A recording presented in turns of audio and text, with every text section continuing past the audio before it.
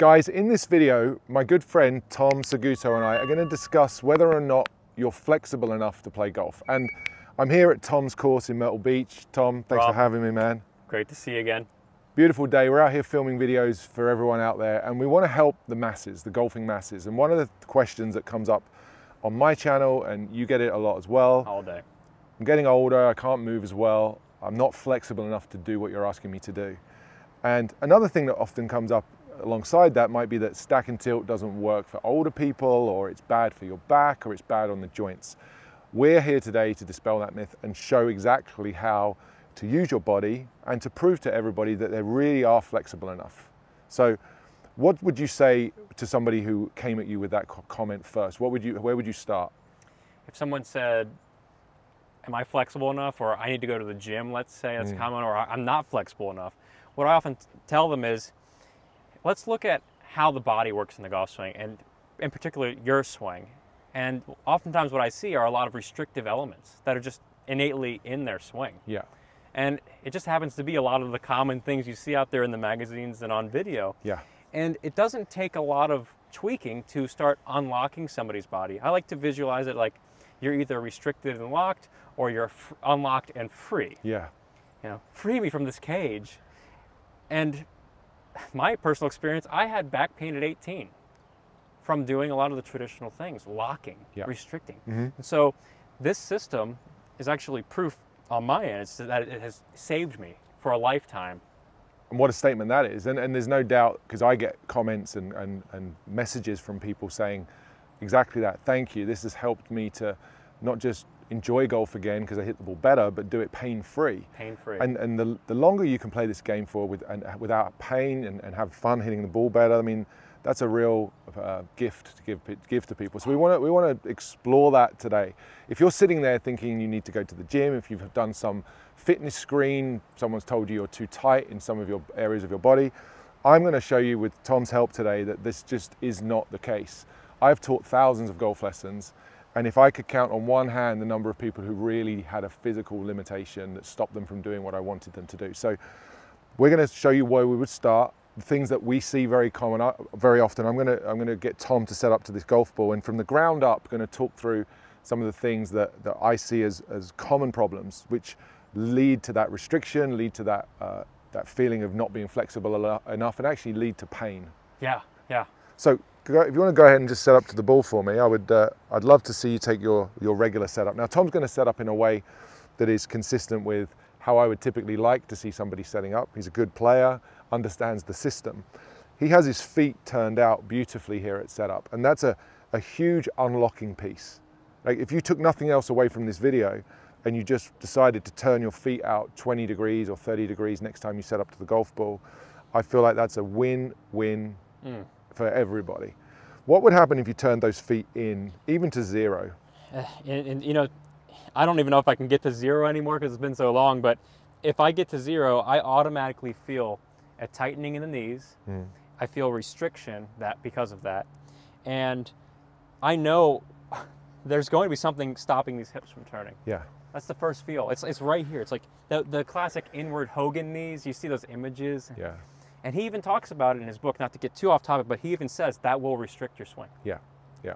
And so I think if people have learned the restrictive model swing, then they're seeing that restriction now, because that's true. You're putting your joints into almost into like a plaster cast, right? Like you're locking yourself into place, and now you can't go further. Whereas previously, when you're a bit younger, you may have had more range of motion. We're going to use the joints as they're designed. Turning your feet in is a disastrous way to set up for golf. And so flaring them out I've seen that add 20, 30 degrees of hip turn in some golfers just by turning their feet out. That's free hip turn. Free hip turn, which gives you free shoulder turn, which gives you free yards. I think we're all up for that. Yeah, free yards. This is the opposite. You know, it's less turn, more restrictive, more pain, potential for injury. Potential for injury. I'm just thinking, like, I don't know a sport where you see people setting up with inward knees. The only thing I see is with golf. Like, I see basketball, baseball. You got this outfielders, infielders. They're always like this. Why? One thing to consider, I mean, I think that's a great point. One thing to consider on restricting a certain segment of the body, the way the body works is if it doesn't get the motion it needs from a segment that's restricted, it's going to try and recruit it from a different point. Oh yeah. So if you lock the knee and the hip and then you swing back and you're stuck, you're going to try to get that out of some lumbar extension in your spine, which is terrible.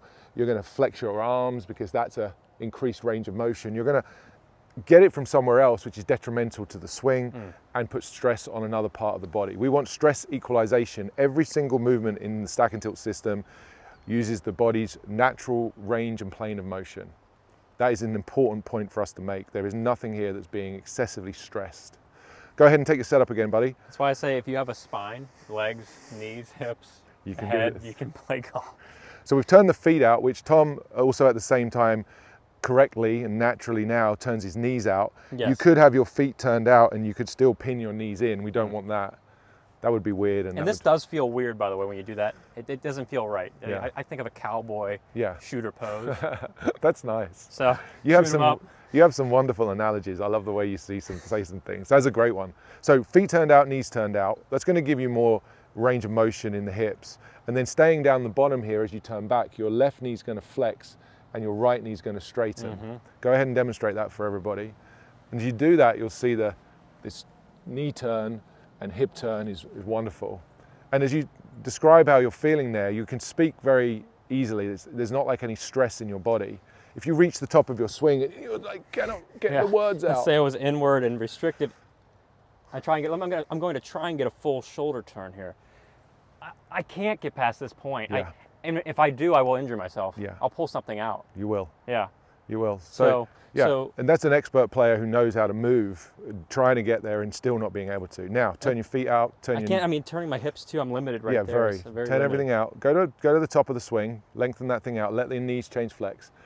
How does that feel compared to the...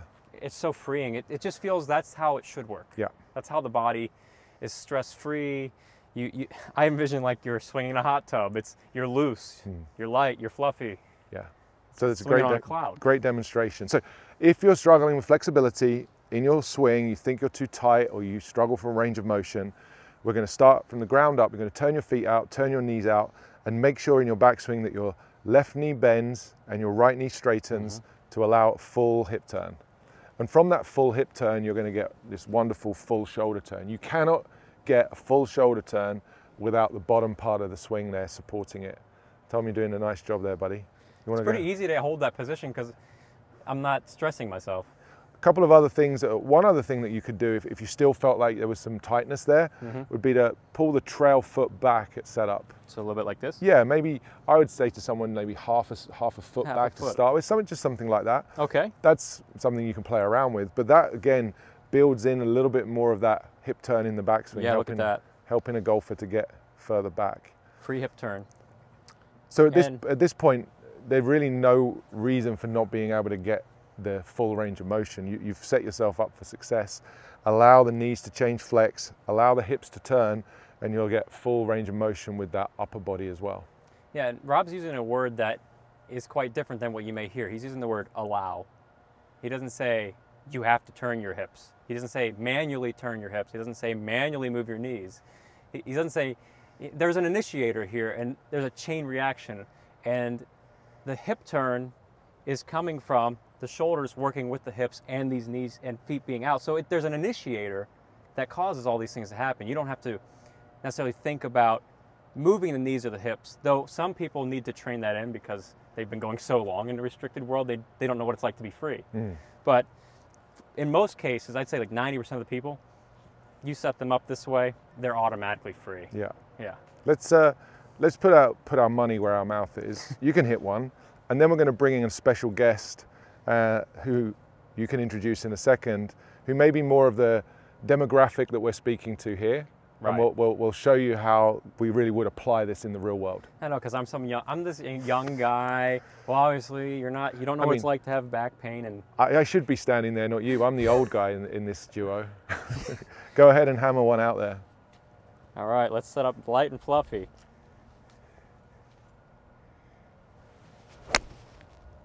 Nice swing, Tom. I mean, it feels like the body wants to work that way. Okay. All right, should we bring in our special guest? Oh yeah, I think it's time. Ready? Where's the intro music? Let's play some AC/DC. All right, we're bringing a special guest out with us. This is my dad, Mike, and he is going to go through our range of motion tests. Yeah, see if you can do it. I am your demographic. You are. So a lot of you can relate more so to someone. He's 62. Yeah. 6 years. Been playing golf for how long, Mike? About 38 years after my baseball career was over. Okay. And what's that journey been like in terms of how your swings evolved, and any things you think you've learned along the way? You've had a good coach, obviously. Right. What have you discovered as you've gone along about the body, how it works, and things that you've done maybe to help yourself as you've got older?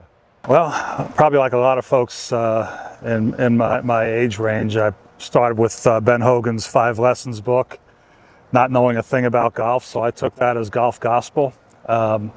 Yeah, and in the setup, he talked a lot about creating resistance. You know, trail foot square to the target line, lead foot open a little bit, knees facing inward. Turn it in a bit more. There you go. It doesn't want to do that. Memories. But you know, the knees facing in, and then when you turn, feeling that resistance there. You know, kind of stretching that rubber band. Yeah, it worked okay when I was in my 20s and maybe 30s to a point. But if I did that now, I wouldn't be here talking to you because I wouldn't be golfing anymore. So that's a really important lesson that I think so many people can benefit from. Like the swing, the way it's described has definitely evolved, and the Hogan message was such a common one for so many people in your generation. That message needs to be kind of changed now, right? It has to be. And you found by turning the foot out, you've benefited as to some of the things Tom and I were just talking about. Oh, dramatically. I can execute a full turn effortlessly. I used to have some lower back issues. I've got a little bit of scoliosis. So, I mean, I'm not some physical specimen here. It's just that once you get the feet and the knees flared outward a little bit, it just kind of unlocks the body. And like you said, allows you to execute the swing. Would you hit one for us? Hit one for you? Yeah. Well, we just had a lesson. We did. So if anybody's interested in seeing that, I just gave Mike a lesson. That's over on Tom's channel, and we'll link that at the end, Tom, right? So that sounds good. Everyone can check that out. Just from the point of view of just even making a couple of practice swings to begin with, and just from the point of view of range of motion, just making a swing that feels full for you right now. We discussed some changes in your lesson. I'd want you to just make a normal swing, just make some practice swings, just showing how you set up. And I think you're demonstrating some of the stuff we've talked about. The foot flare for you now is quite natural. The knees are turned out. Just make a full backswing for me. Just go ahead and make a backswing. See, there's a nice shoulder turn there. The shoulder's well under your chin. A lot of knee flex change. You'll see that from down the line, and the hips are tilted beautifully as well. Feel okay? Yeah. Yeah. And you're talking quite easily there. You're not like under No, stress. there's no stress at all. It's just this is where I stop. And you're getting maximum points from me on this. If you watch the lesson video, you'll know what I'm talking about. Okay, I'll let you make a couple of practice swings, and really just wanted to show the audience at home how you can move correctly, freely, if you know how to set up. Sure. Yeah, nice. Good job. Looks good. I mean, you make that look effortless, but it would be much harder for you to do if you set up in a different spot. I mean, if I set up where I was, without breaking my body, this is... Yeah, be careful. That's it. Yeah. Huge difference. So that unlocks the body to move, the hand path travel in the backswing, the distance the hands move is greater. What does that mean? Just means more distance. More distance, right? And everyone wants more distance. And it's easy distance. It's because we're allowing, we're not forcing. Yeah. Well, I'll tell you, I hit my irons further now than I did 30 years ago. Mm-hmm. Nice. I know part of that might be equipment, but I shouldn't be able to do that if I was swinging the same way I used to. Yeah, I think that's a really good point. Yeah, I was teaching a 91-year-old a few years back. Same type of thing. Gets over the ball, and you see all arms move like this. And he says, I'm not flexible enough. I said, his name was Tom. I said, Tom, you're just not allowing your body. You're fine. Yeah. Your body works normal. So all we did was same things right here. Outward, outward, and then let's just start working on the shoulders and allowing. Straightening the trail leg. Yeah. All of a sudden, this 91-year-old has the same amount of turn as a tour player. Nice. And so I'm going to pull up some examples onto the screen here of some students I've worked with this week, as recently as this week in America. I've been teaching some people in person. And I've run into this exact topic, which is why we wanted to talk about this. People think they're not flexible enough. We've discussed the legs, the feet, the knees, the hips. Let's talk a little bit of upper body before we finish, just give everyone that little bit more to take with them. And this is nice if you want some extra distance with the driver in particular, but this works with all the clubs. You sure you want to tell them all that goodness? Yeah, I think this is going to be nice. So I could change my knee flex, I could turn my hips, I could do all of this stuff which is really freeing in the bottom, and my backswing could still be short. So what I really need to help people to understand is how this trail arm needs to retract. The amount of power you can get, the amount of extra travel that you can get by moving your arm around you. There's an enormous range of motion there in that joint. The shoulder is the most mobile joint, can move in many different planes of motion. And if you unlock this piece, and again, within the body's normal range of motion, we're not doing anything, we're certainly not restricting this. Definitely. If you did restrict this and keep it in, that's as far back as I can swing. Right. If I take this and move it around me. And we see that right there on a ton of senior golfers. I've got pictures again, I'll pull them back up so you can see. Swing yesterday, just right here, down the road from where we are standing right now, we increased somebody's backswing through understanding this piece. We added 17 miles an hour of ball speed to an 8 iron, and yeah, 20 yards, 30 yards more. It was outstanding. And I don't say that to impress you, I say that to impress upon you the fact that you're not inflexible. You just don't necessarily know how to move correctly. So a nice drill for that, just to share with everyone before we finish, would be to set up to the ball, take the left hand off the club, just right arm only, move that right arm around you.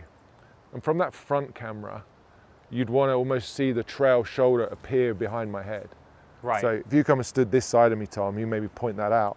So in a restricted backswing, my right shoulder's still visible from this face-on camera. You can still see it.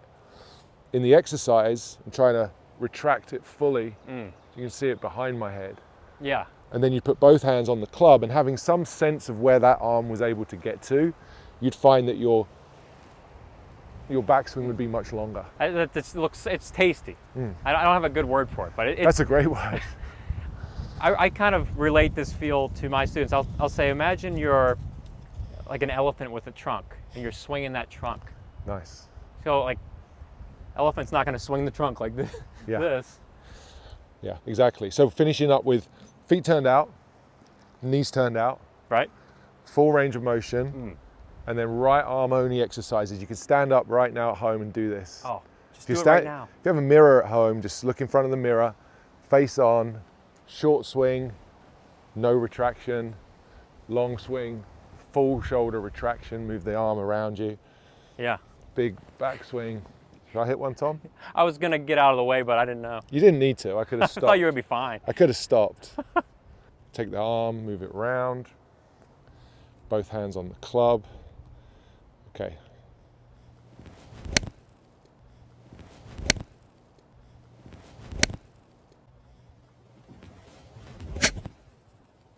Just punching it out there. Strike. So, flexible enough? I think so.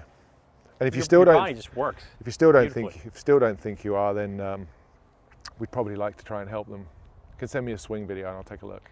Yeah, I don't think anybody, I think we can help everybody. I mean, we work with limitations. If someone has a limitation, if you can't, let's say, straighten this leg, well, you find a way. Yeah. Or you can't, like I remember somebody who couldn't put much weight on their front leg. So I was like, well, fine, we'll just deal with it in a different way. That's nicely said, because we are dealing with human beings. Everyone's got those somewhat areas of their body that move slightly better or slightly worse. We can work within that and help everybody move better than they currently are. I think that's a nice way to finish it. That's well said, yeah. Okay. Perfect.